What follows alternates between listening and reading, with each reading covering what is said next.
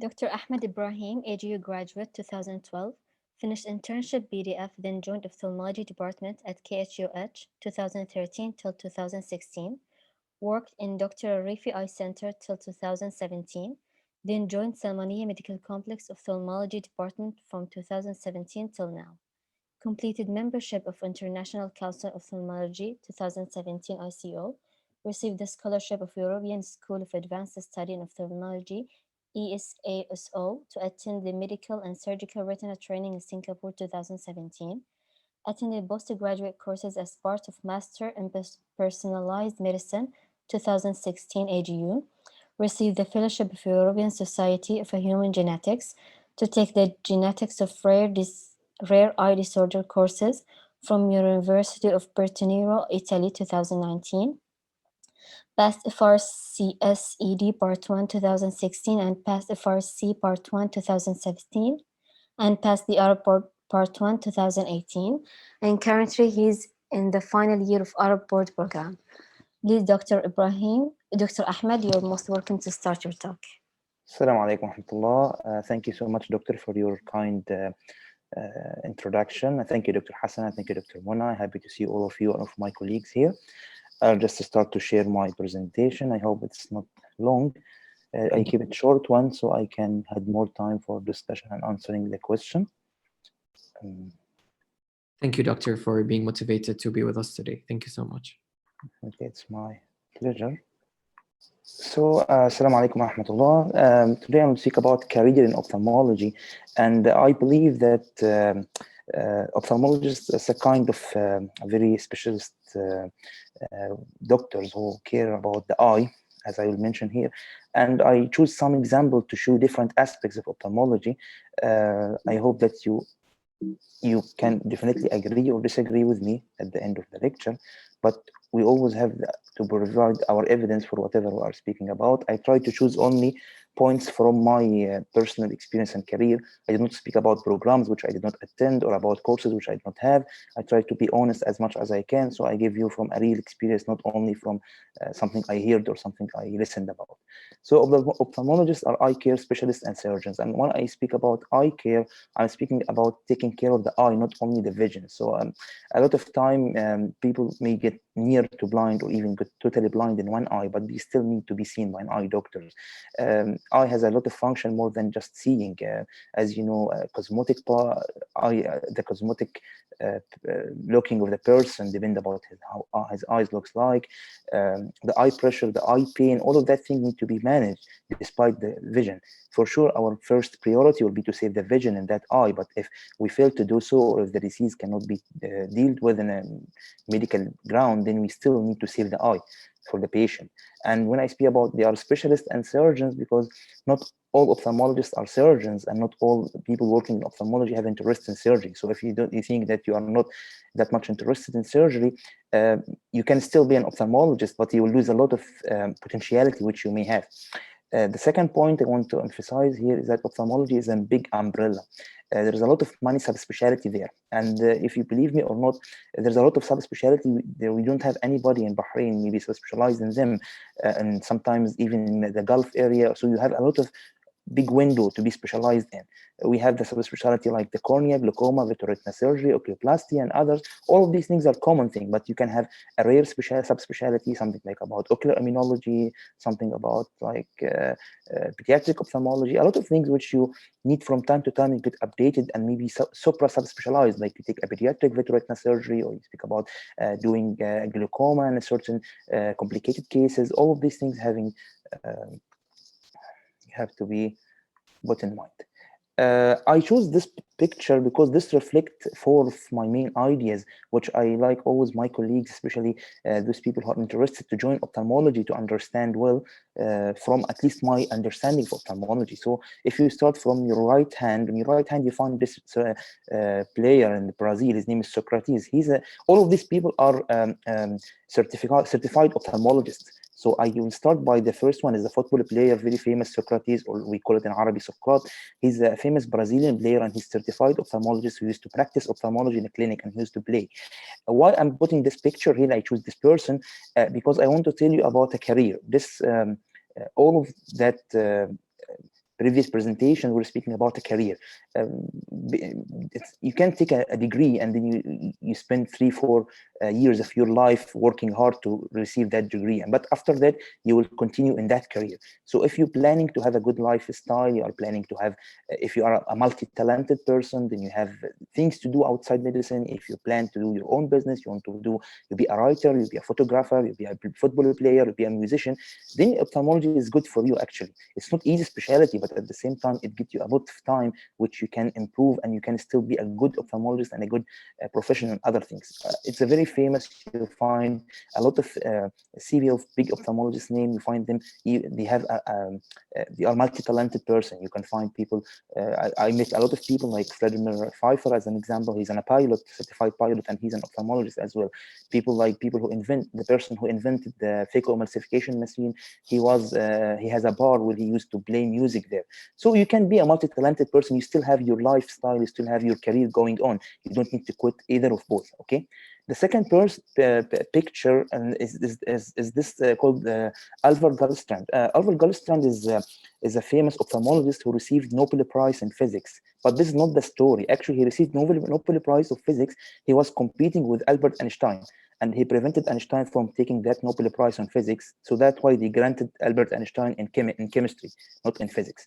Why I'm putting this? Because there's a lot of physics in ophthalmology. So when you, different specialties need different mentalities. In our specialty, you need to be having that mind of physics. And you think about a lot of calculations, a lot of formulas. You need to measure a lot of things. So you should be in that part of maths very good. And you should, if you are a person who used to be high achiever in maths and physics in your high school, and you think medicine have make you slow in that part, then it's a time here to work with physics, with laser, with a lot of calculations, and you feel a little pride of genius person when you understand a lot of these formulas.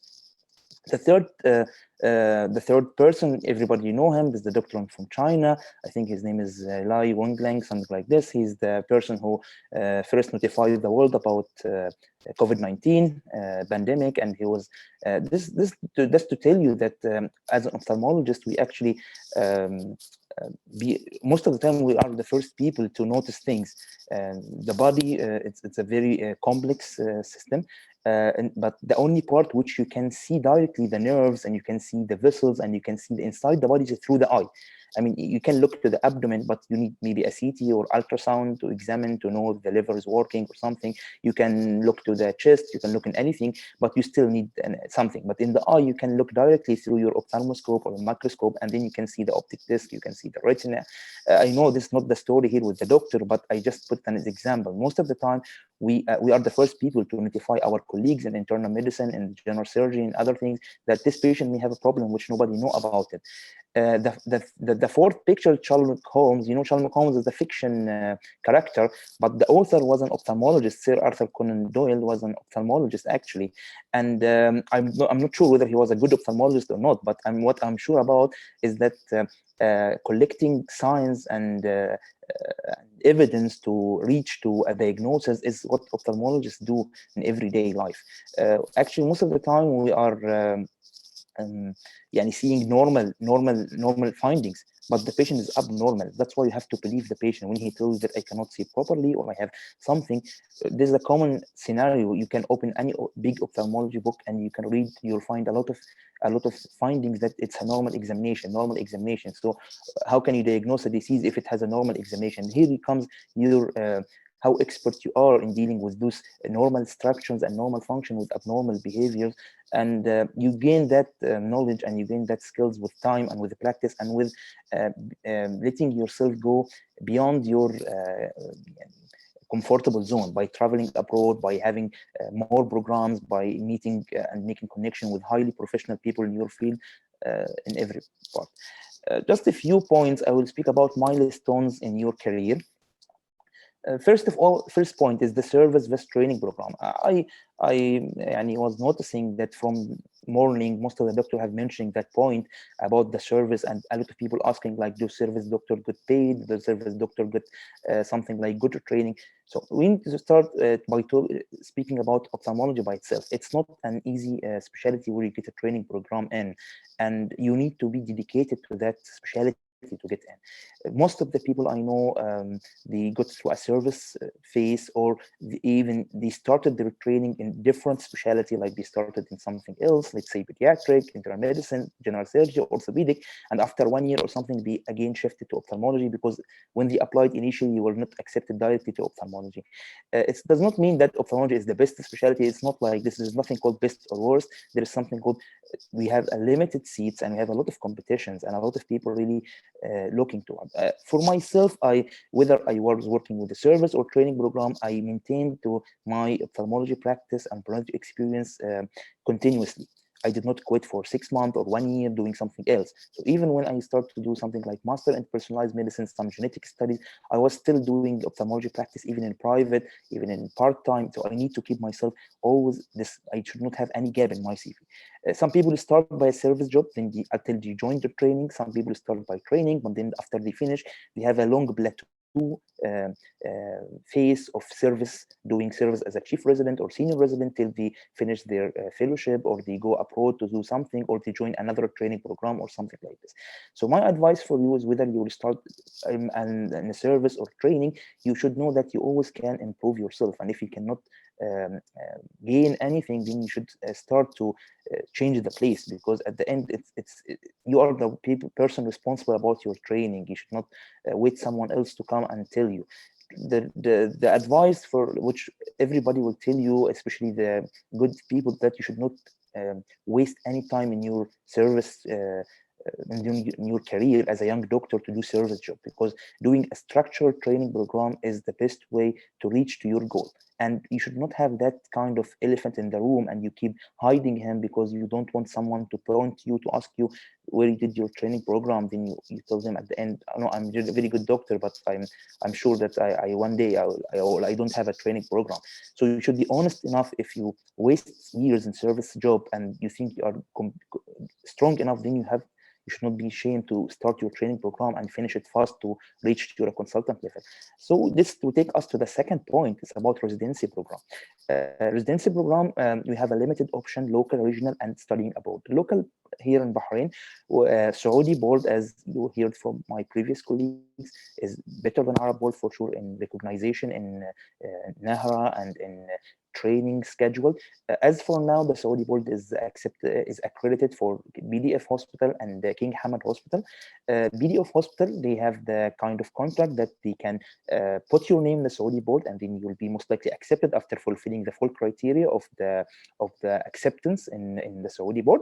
If you are a resident in King Hamad Hospital, the training program, the training director will recommend you to go there, but you have to get the acceptance by going through the competition. Again, the Saudi board seats for ophthalmology is limited, and you need to know that that it's not like a must that you need to be accepted because your center have recommended you. You need to be a really highly competitive, and you need to know about the regulation about that. Arab board we have in Salmania. Salmania is not yet, although it's a big department and old one, but it's not yet accredited for Saudi board, but it has this long history of Arab board training, and most of the Arab board graduates from Salmania have become a consultant and retired now, and they have taught other people after that. Regional option, I know some of my colleagues will go to nearby countries. They can pay themselves, or they can get some sponsorship. Very famous countries like Jordan, like Egypt, you can go there, and make sure before you go and participate in any of those training programs that it's recognized by Nahra and it will be accepted here, because you don't want to go and join a training program where you paid a lot of money and you waste 4 or 5 years, and then you come back, find yourself not recognized, and you need to do some Arab board from the beginning or Saudi board again.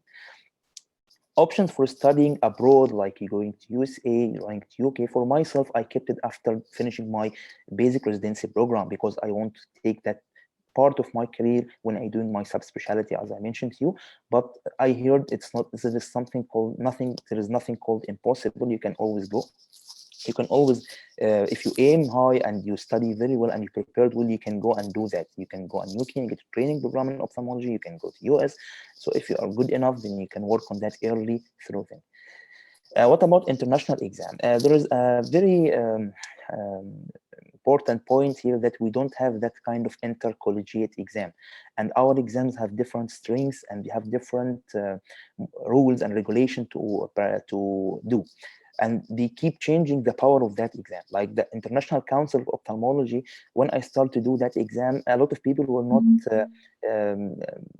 highly praising it. So it was just like something like you do just an exam to be a member of that society. It will give you something like a training, 3 months, fully sponsored by them, but nobody was taking them. But until the Royal College of Surgeon Edinburgh started to recognize it as an exemption from Part 1, and then Royal College and from that Royal College of Surgeon of Glasgow started also to take its Part 2 as an exemption from Part 2. At that time, this exam was again like got strength again, and everybody start to apply on it because it gives you a short pathway to complete your certificates, especially those Royal College exam certificate, and you can reach to take your GMC even through that exam. The good thing about the ICO, that Part 1 you can do it while you are still internship. It does not require you to have any kind of ophthalmology like experience, not like the other exams. Other exams will ask you to have at least 1 year to go Part 1, and some exams to go Part 2 you need 5 years. So can you imagine you sit just 5 years doing nothing, waiting to go to your Part 2? And this is not a board training, it's just a Royal College, not like general surgery where you can finish all the MRCS in 2 years or something if you are good enough. So if the ICO you can finish Part 1, that's what I did. You can finish Part 1, Part 2, everything within 1 to 2 years. You can get the membership. Then there is an exam called Advanced ICO, and there is something called Subspecialty ICO. So we can do that International Council exam. The other good news that it's done all over the world. You can do it in Bahrain. AGU they will book a room in AGU, and then all the ophthalmologists will go and get examined there, the ICO exam. So it's another good thing that you don't need to travel, you don't need to take leave. You can just apply for that exam, and then once you get accepted, you send your paper for the regional coordinator. Tell them I want to do it in Bahrain as I am living here. You will do it here. It's easy. I know a lot of my colleagues, they asked me how can we join ophthalmology easily. I advise them to do ICO Part 1. I give them resources, and they passed from the first attempt. Although they have no experience in ophthalmology, they do it while they were interns, and they joined directly the programs and they joined hospitals. So doing ICO is a good idea. FRCSD for Edinburgh, now Part 1, if you did not do it before, then it's not there anymore. You can, and even Part 2 now, then you need to do the full ICO, then you apply to take the MRCSD degree directly without doing any exam there. Then you can apply to do the FRCSD in the final part 3 there in Edinburgh, University of Surgery, Royal College of Surgeons in Edinburgh. Royal College of Surgeons of Glasgow, you can do still the Part 2. If you finish your ICO clinical exam, then you are exempted from doing the Part 2. MCQ part, then you do a short written exam. It's about uh, 4 long cases, just written about. One of them will be internal medicine case. After you finish that, then you can apply to do your oral exam, and you are finished with that exam. For Royal College of Ophthalmology London, this is for me, I find that this is the most professional exam. I like it so much. This exam is it's the only Royal College of Ophthalmology. The Part 1 you can do it in Dubai. It is a 6 hours exam, 3 hours of MCQ, then you have 1 hour break, then you have 2 hours of short answer questions. We are used to short answer questions in EGU, so we know how to answer, but there is a lot of physics. You need to prepare well. You will draw a lot of images and something like this. And when you finish that, you need to take you get your certificate of refraction from this exam done in London. They test you how you can test for glasses, how you can prescribe lenses and something like this, and then you can do Part 2, and then you'll do your final exam. If you are in a specialty training program in UK, this exam will be helpful for you, and if you finish it before you join that, you can still use it to there once if you join within less than 7 years, I guess. The final here exam I mentioned is the European Board of Ophthalmology.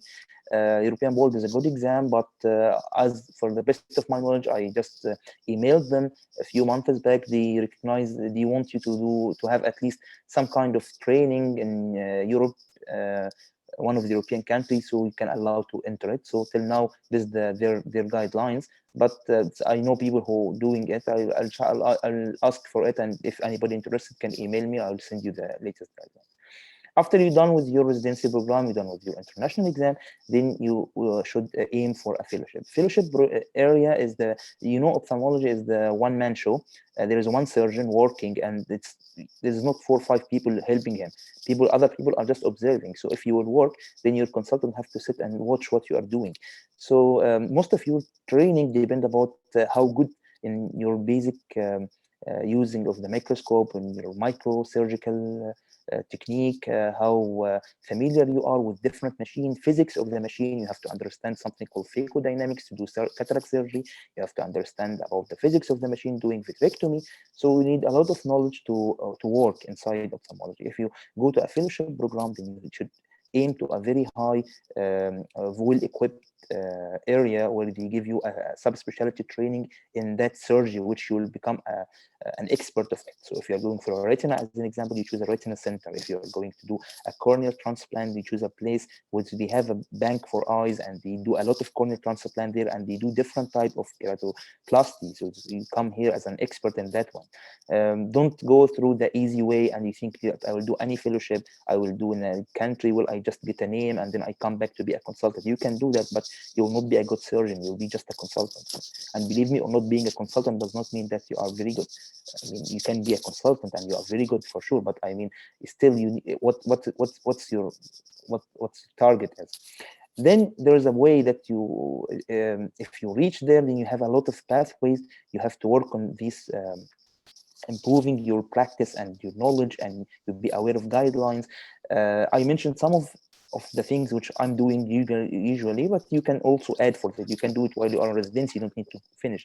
Like the European Society of Cataract and Refractive Surgery, they have a guidelines. They have twice yearly conference. Now they are doing it virtually. They have a lot of good wet labs and courses which you can take. Yes, doctor? You're trying to working it out, mashallah, a lot of details and a lot of Mm. informative presentation. Thank you so much, Dr. Ahmed, for telling us all these new informations actually to us. And I hope if any one of the students have any questions, please, you can raise it up in the chat and Dr. Ahmed can reply to you guys. Do you want to finalize the Yeah, I'll presentation? finalize. Yeah, I'll finalize within 1 minute. Less than 1 minute, actually. Thank you. Thank you so So, much. thank you, Dr. Hassan. So the flag think that we have something like the Aeroretina, the ISASO, and all of these things. They are very famous organization in teaching. And then you can always go and do your surgical training attachment program in India. There is 2 famous hospital, Agarawal Hospital, you know it, but it's kind of expensive. I went to Anjali Eye Hospital, very nice one. You can always, because you need a number, you need to do 1,000 surgery or something like this to be a famous surgeon. The impact of COVID-19, this is the last 2 slides. You know, because we are doing a subspecialty, most of our cases are elective. A lot of trainees in our department have been pulled out, including myself, to do COVID coverage and working in emergency and working in COVID centers. And we came back. Tele-ophthalmology, now we are consulting the patient through the phone, which is not the best thing to do. Also, chance of training to gain experience with telemedicine. It's a good thing to know that, but still you need to be touching the patient. As an example, even our exam have been changed. This is the last year Arab board exam. This is my colleague who are finished their Arab board exam. They did it as an online, where there is an internal and external examiner. And as you can see, online meeting, and all of these things, we are still doing it. I want to thank you, and sorry if I take a lot of your time, but I try to put full of my experience and whatever I learned through the last 8-9 years in ophthalmology practice. And you are welcome to ask me in chat and for email for sure. Thank you. Thank you so much, Dr. Ahmed. It was a pleasure having you. Thank you so much. Thank you.